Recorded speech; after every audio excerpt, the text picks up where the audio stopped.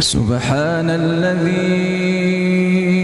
أسرى بعبده ليلا من المسجد الحرام إلى المسجد الأقصى الذي باركنا حوله لنريه من آياتنا إنه هو السميع البصير.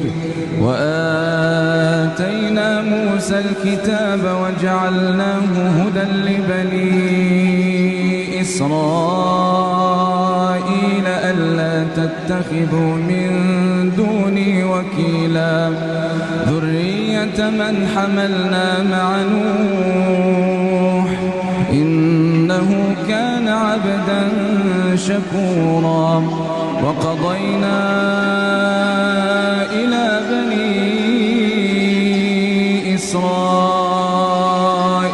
في الكتاب لتفسدن في الأرض مرتين ولتعلن علوا كبيرا.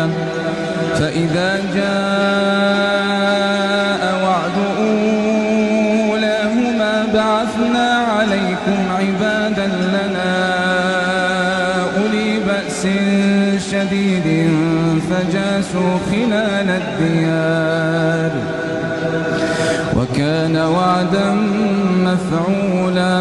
ثم رددنا لكم الكرة عليهم وأمددناكم بأموال وبنين وجعلناكم أكثر نفيرا. إن أحسنتم أحسنتم لأنفسكم وإن أسأتم فلها. فإذا جاء